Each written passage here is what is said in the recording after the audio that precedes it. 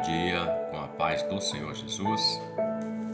Livro de 2 Reis, capítulo de número 20, a partir do verso 12, declara assim: Naquele tempo enviou Merodach-Baladã, filho de Baladã, rei de Babilônia, cartas e um presente a Ezequias, porque ouvira que Ezequias tinha estado doente. E Ezequias lhes deu ouvidos e lhe mostrou toda a casa do seu tesouro, a prata e o ouro, e as especiarias, e os melhores ungüentos, e a sua casa de armas, e tudo quanto se achou nos seus tesouros. Coisa nenhuma houve que lhes não mostrasse, nem em sua casa, nem em todo o seu domínio. Então o profeta Isaías veio ao rei Ezequias e lhe disse: Que disseram aqueles homens, e de onde vieram a ti? E disse Ezequias: De um país muito remoto, vieram de Babilônia. E disse ele: Que viram em tua casa? E disse Ezequias: Tudo quanto há em minha casa viram. Coisa nenhuma há nos meus tesouros que eu lhes não mostrasse. Então disse Isaías a Ezequias: Ouve a palavra do Senhor. Eis que vem dias em que tudo quanto houver em tua casa, com quem tesouraram teus pais até o dia de hoje, será levado para a Babilônia. Não ficará coisa alguma, disse o Senhor. O texto fala de uma comissão que veio da Babilônia e foi visitar o rei Ezequias após a enfermidade que eles sofreram, a enfermidade que estava levando ele para a morte. E o Senhor Deus, quando Ezequias ora ao Senhor, o Senhor, ele sara Ezequias. E o Senhor acrescenta a vida de Ezequias mais 15 anos. Ezequias foi um dos poucos reis da nação que andou no caminho do Senhor, que buscou o Senhor durante o seu reinado. Apesar dele ser um rei, ele buscava a direção de Deus para governar.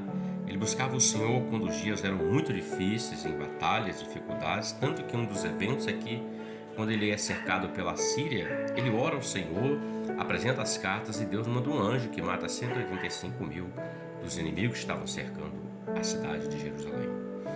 Porém, neste momento aqui, em que essa comissão vai até Ezequias, o rei, uma comissão vindo da Babilônia, Babilônia ainda não estava tendo domínio sobre a vida do povo hebreu.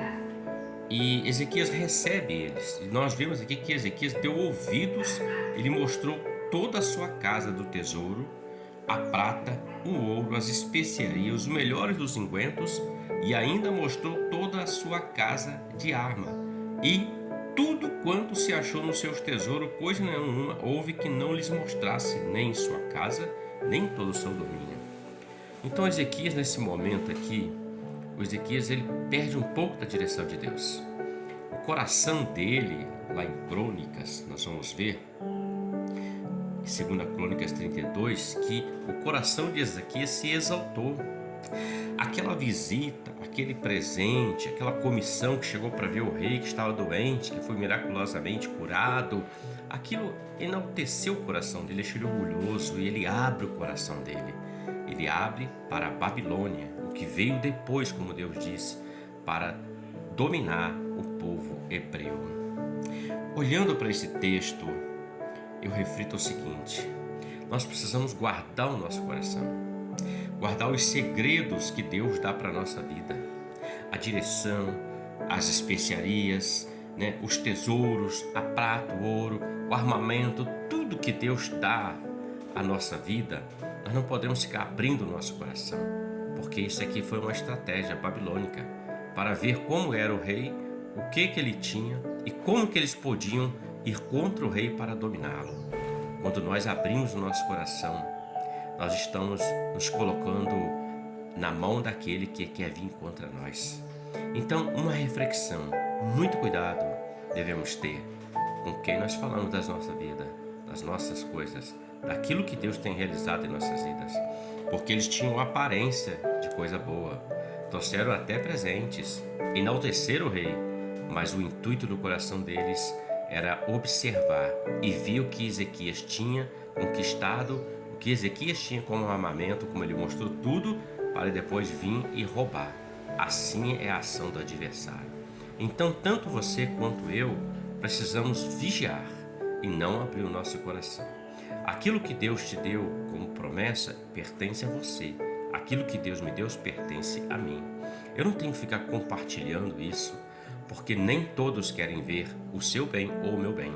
Muitos querem apenas saber por curiosidade, outros querem saber por inveja, e há outros ainda que querem saber para trazer destruição, para falar por detrás, para levar você para uma destruição, para levar você para a Babilônia que representa o mundo, tirar aquilo que Deus te deu e te fazer com que você possa perder tudo isso. Vigie.